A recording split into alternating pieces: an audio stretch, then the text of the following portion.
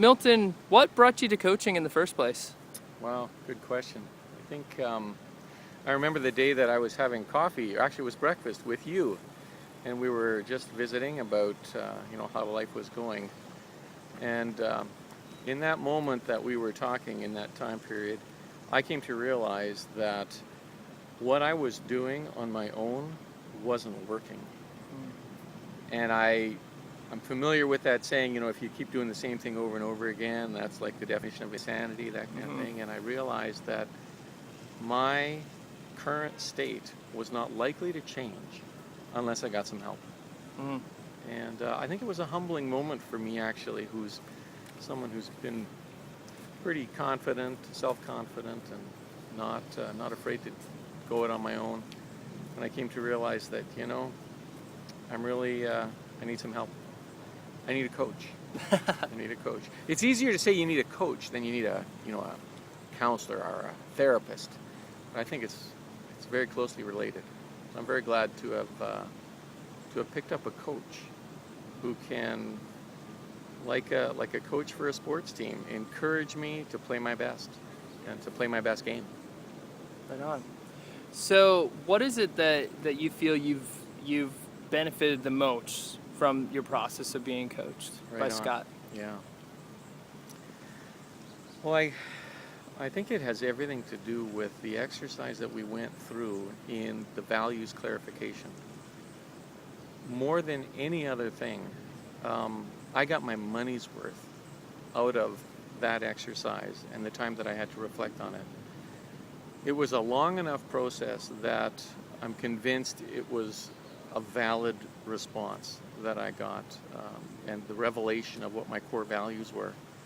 What hit me, though, was the realization upon reflection that what I had described, or what we had identified as my core values, actually didn't align with my life. And that was a revelation that put everything together for me. I realized in a moment that part of my discontent was really because, and as I've shared with you before, what dies when your values and your lifestyle or your behaviors, your actions, when they are not congruent, what dies is joy and contentment. Yeah. So that, more than any other thing, the clarification of those values, for me to go back to and to say, okay, so to what extent does this or that action, does this course, this path that I'm seeking or think I want to seek, align with my values?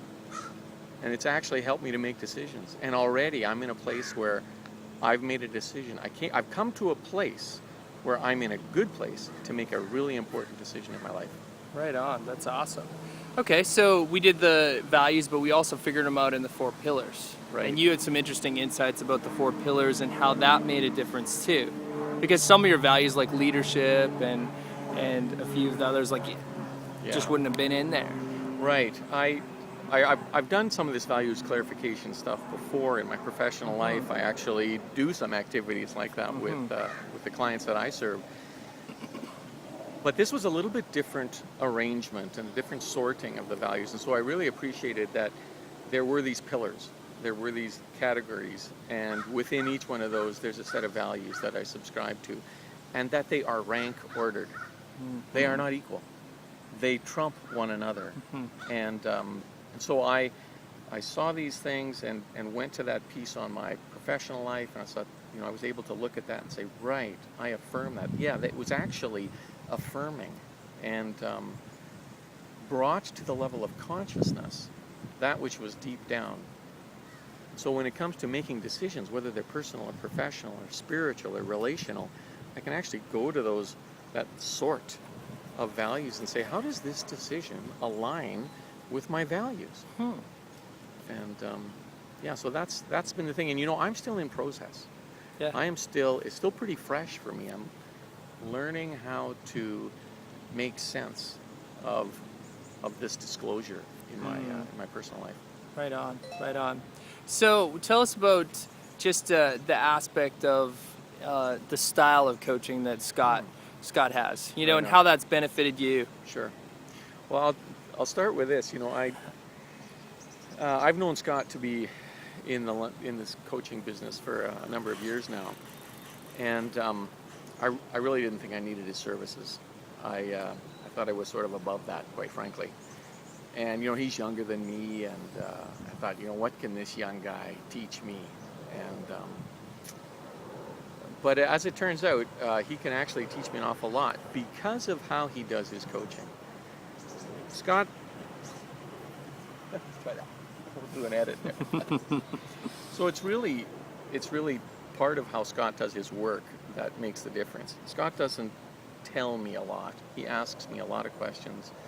I'm a kind of individual that needs to think through my thoughts verbally, and so he gives me lots of time to process the topics and the questions that he's asking. He always comes prepared. He comes prepared with key questions for me. He gives me homework, which is manageable. We meet on a schedule that suits my professional and personal life. He's willing to accommodate me, and the time frame is really something that we work out together, and it's got to work for both of us, and it does. I know that he's going to keep my confidence. I know that I can trust Scott, and that he's demonstrated to me, first of all, that he means me no harm, and that he means only the best for me. And given that, I can appreciate the tough questions that he'll put to me. So and he's very gracious. He allows me to be troubled in my own thinking, and he doesn't try and rescue me. He leaves it up to me to sort this stuff out. Right on. Excellent. So, I guess moving forward, how would you say that you will benefit from coaching moving forward and being on essentially the life purpose and abundance process yourself? Right. How is this process helping you moving forward as a journey or a process? Right. Maybe I'll take it back to what my goal was personally for this coaching process that I wanted to get into. And it goes back to a measure of discontent and some unsettledness in my life, my personal life, and I was needing to make a decision. And I knew that I actually wasn't in a good place to make that decision. And so my objective with Scott was I wanted, through coaching, to get to a place where I could make a decision. And it didn't matter what the decision was, but I wanted to be in a good place so that I was fully resourced and had the capacity to make a good decision. I think I'm going to continue to be in need of support to maintain that position of well-being in my life, because more decisions are going to come along, and it's not a specific incident that I needed coaching for. It's actually a frame of mind and a frame of well-being that I need to sustain, not just for my own personal and professional life, but for my family as well. So I think what I've come to realize is that if I want to stay in the game long term, I'm going to need a coach. Every team has a coach. Every player has a coach. Even the professionals. Tiger Woods has a coach. Why wouldn't I? So I think there's the prospect for a long-term relationship that will serve to sustain my health and well-being so that I can be that person to make the right kind of decisions moving forward. Right on. Thank you so much, man.